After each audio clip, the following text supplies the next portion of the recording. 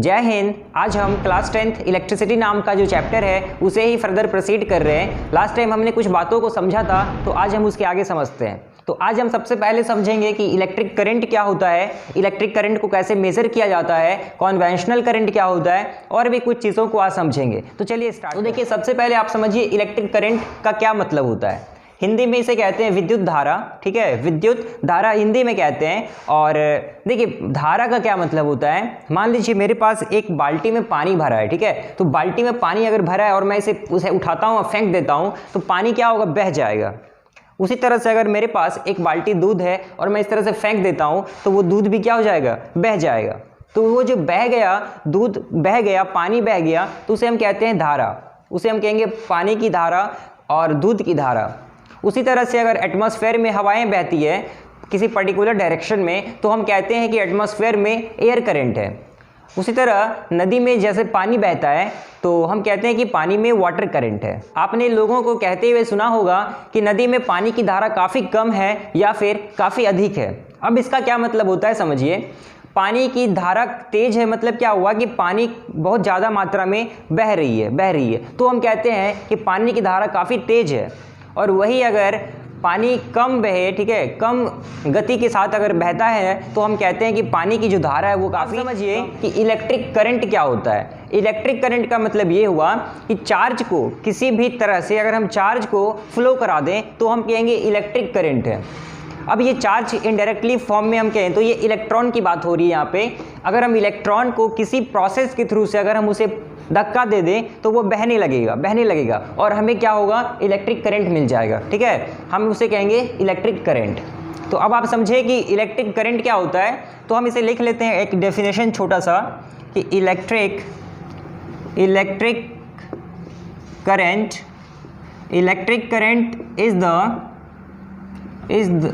is the flow of charges। Electric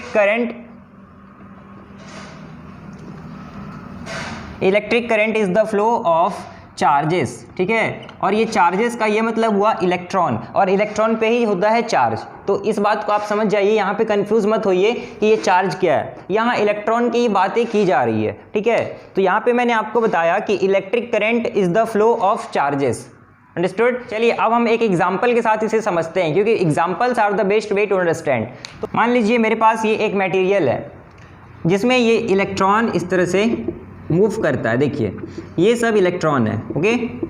अब देखिए electron का प्रॉपर्टी है कि वो इजीली मूव कर सकता है, वो अपने एटम से निकलकर मूव इजीली कर सकता है, ठीक है।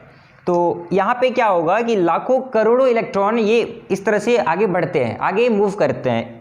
तो अगर मैं फोकस के साथ क्या करूँ, यहाँ पे क्रॉस सेक्शन एरिया बना देता हूँ और इससे अगर इलेक्ट्रॉन होकर गुजरे तो मुझे पता चल जाएगा कि कितने इलेक्ट्रॉन यहाँ से पास हुए हैं किसी पर्टिकुलर टाइम में, ठीक है। किसी पर्टिकुलर टाइम इंटरवल में यहाँ से कितने इलेक्ट्रॉन बाहर निकले हैं, इधर से यहाँ से कितने इलेक्ट्रॉन इधर पार हुए हैं। इससे हम समझ जाएंगे कि ये इलेक्ट्रिक चार्ज क्या होने वाला है। देखिए, तो चलिए और डिटेल में इसे समझते हैं। तो मान लीजिए इस क्रॉस सेक्शन एरिया से total number of electron x है, मतलब x इलेक्ट्रॉन इस क्रॉस सेक्शन एरिया से गुजरे, ठीक है। तो अब आपको पता है कि एक इलेक्ट्रॉन के ऊपर जो चार्ज होता है वो 1.6 इंटू 10⁻⁻19 कूलम का होता है, ठीक है।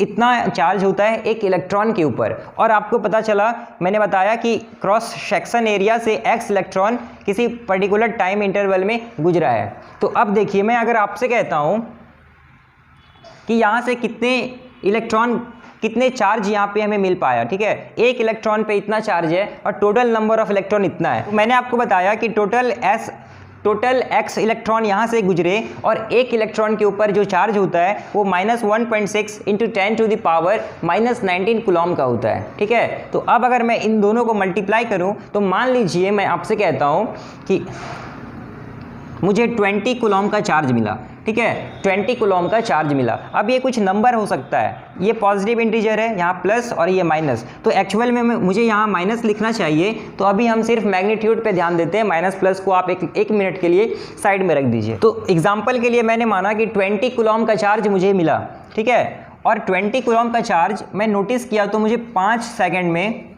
ठीक है, 5 सेकंड में मुझे 20 कूलम का चार्ज मिला। तो अब अगर मैं इसे यूनिटरी मेथड से सॉल्व करूं कि 1 सेकंड में मुझे कितने कूलम का चार्ज मिलेगा, तो मैं लिखूंगा 20 कूलम बाई 5 सेकंड, ठीक है। और इसे अगर हम सिंप्लीफाई करें तो 5 4 हो जाता है 20 और ये हो जाएगा 4 कूलम पर सेकंड। मतलब ये जो है ये हमारा इलेक्ट्रिक करंट निकल कर आया है। एक और एग्जांपल के साथ समझते हैं। मान लीजिए एक दूसरे वायर के टुकड़े में आपके फ्रेंड ने ऑब्जर्व किया कि 6 सेकंड में 3 कूलम का चार्ज इस क्रॉस सेक्शन एरिया को क्रॉस करता है, ठीक है। 6 सेकंड में उसने देखा कि 3 कूलम का चार्ज इस क्रॉस सेक्शन एरिया को क्रॉस करता है। तो अब अगर हम इस सिमिलरली यूनिटरी मेथड से कैलकुलेट करें कि 1 सेकंड में कितने चार्ज यहाँ से क्रॉस किए, तो क्या होगा, हम लिखेंगे 1 सेकंड, यहाँ पर लिख दूंगा 3 कूलम बाय 6 सेकंड और ये हो जाएगा 0.5 कूलम पर सेकंड। अब हम इसके लिए एक जनरल मेथड या फिर जनरल फार्मूला देख लेते हैं, ठीक है, जिससे हम इजीली इलेक्ट्रिक करंट को कैलकुलेट कर पाएँ। देखिए, तो मैं लिख लेता हूँ जनरल मेथड। और देखिए, सबसे पहले कुछ चीज़ों को आप समझिए। ये सब मैंने प्रीवियस वीडियो में बता दिया था, अगर आपने नहीं देखा है तो आप उसे देख सकते हैं।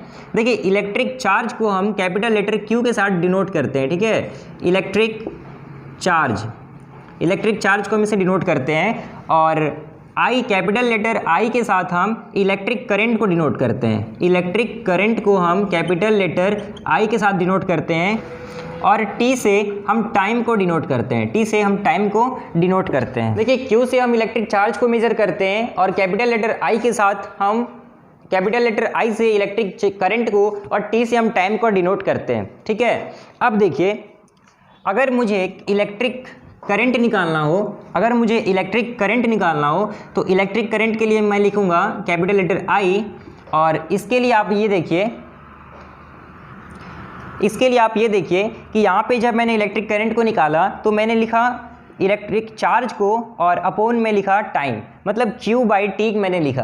तो इलेक्ट्रिक करंट अगर हमें चाहिए तो हम लिखेंगे Q अपॉन T, ठीक है। यहाँ भी आप देखिए कि मैंने पहले 20 कूलम इलेक्ट्रिक चार्ज को लिखा और फिर 5 सेकेंड टाइम को लिखा, तो इसलिए यहाँ भी हमारा ये फॉर्मूला बना कि I is equal to Q upon T, ठीक है। ये हमारा एक फॉर्मूला बना इलेक्ट्रिक करंट निकालने का। और देखिए, ये जो कूलम पर सेकंड आपने देखा, इस कूलम पर सेकंड को हम एम्पियर भी लिख सकते हैं। कूलम पर सेकंड को हम एम्पियर भी लिखते हैं और इसे कैपिटल लेटर A के साथ डिनोट करते हैं, ठीक है। आंद्रे मैरी एम्पियर जो थे वो एक फ्रेंच साइंटिस्ट थे जिन्होंने इलेक्ट्रिक करंट के ऊपर बहुत ज़्यादा स्टडी किया। तो उन्हीं के सम्मान में, उन्हीं के ऑनर में हमने इलेक्ट्रिक करंट का जो यूनिट होता है वो एम्पियर रखा। तो ये एम्पियर आप कह सकते हैं। तो एक और एग्जांपल लेके हम इस क्वेश्चन को पूरे तरीके से समझ लेते हैं ताकि कोई भी कंफ्यूजन ना बने। इस बार मैं आपसे कहता हूँ कि मेरे पास इलेक्ट्रिक करंट मेरे पास इस बार जो है I मेरे पास है 10 कूलम पर सेकेंड, जिसे एम्पियर भी कहते हैं, ठीक। और मैं आपसे कहता हूँ कि मेरे पास टाइम है 5 सेकेंड, ठीक है, 5 सेकेंड। अब मुझे कैलकुलेट करना है electric charge. Now we have to calculate electric charge. तो Q का फॉर्मूला इस बार हमें अगर चाहिए तो इसके लिए क्या करेंगे, हम लिखेंगे Q is equal to I into T, ठीक है, I इंटू टी।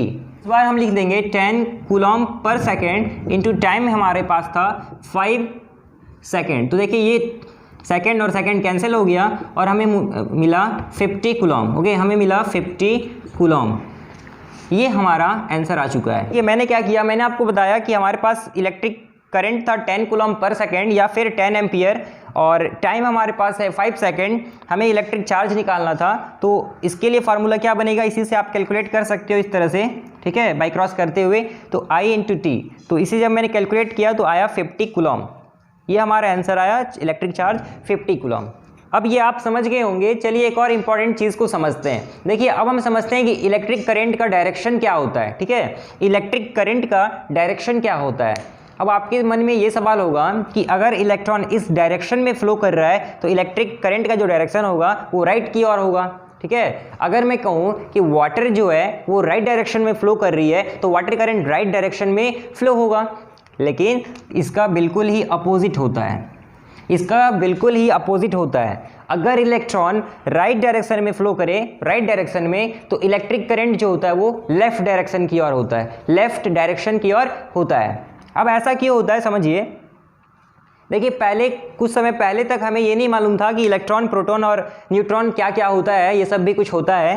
तो उस समय के साइंटिस्ट ये माने कि पॉजिटिव पार्टिकल्स, जो पॉजिटिव पार्टिकल्स है जिस डायरेक्शन में फ्लो करे उसी को उन्होंने मान लिया कि इलेक्ट्रिक करंट का डायरेक्शन उसी डायरेक्शन में होता है जिस डायरेक्शन में पॉजिटिव जो पार्टिकल्स हैं वो फ्लो करता है। और उसी पे उन्होंने काफ़ी सारे साइंस बना दिए, काफ़ी सारे थ्योरी, काफ़ी सारे फार्मूले बना दिए। तो इस चीज़ों को अब हम बदल तो सकते नहीं हैं। तो कॉन्वेंशनल का मतलब भी होता है रीति रिवाज, ठीक है, रीति रिवाज। तो तब से हम ये मानते आ रहे हैं कि पॉजिटिव पार्टिकल्स जिस डायरेक्शन में बहता है उसी डायरेक्शन में इलेक्ट्रिक करंट भी होता है, ठीक है। और एक चीज़ आप ये भी समझ सकते हो कि पॉजिटिव, जैसे कि ये पार्टिकल मान लीजिए पॉजिटिव है, तो पॉजिटिव अगर इस तरह से फ्लो करता है तो नेगेटिव इस तरह से फ्लो करता है, ठीक है। तो ये जो डायरेक्शन होगा पॉजिटिव डायरेक्शन, पॉजिटिव पार्टिकल का जो डायरेक्शन होगा इलेक्ट्रिक करंट का भी डायरेक्शन वही होता है। ऐसा आप ना समझें कि इलेक्ट्रॉन अगर राइट डायरेक्शन में फ्लो करता है तो इलेक्ट्रिक करंट भी राइट डायरेक्शन में होगा, उसका अपोजिट हो जाता है। बस आपको ये ध्यान रखना है कि इलेक्ट्रॉन जिस डायरेक्शन में बहे उसका अपोजिट डायरेक्शन में इलेक्ट्रिक करंट बहता है। तो चलिए यहीं पे वीडियो को आज ख़त्म करते हैं। और आज हमने जाना कि इलेक्ट्रिक करंट क्या होता है, और फिर हमने समझा कि इलेक्ट्रिक करंट को हम कैसे मेज़र कर सकते हैं और इसके लिए क्या जनरल फार्मूला होता है, और फिर हमने समझा कि कॉन्वेंशनल करंट क्या होता है, ठीक है। तो आज हमने इन्हीं सब चीज़ों को समझा। मिलते हैं जल्दी किसी और एक नेक्स्ट वीडियो के साथ। Thank you.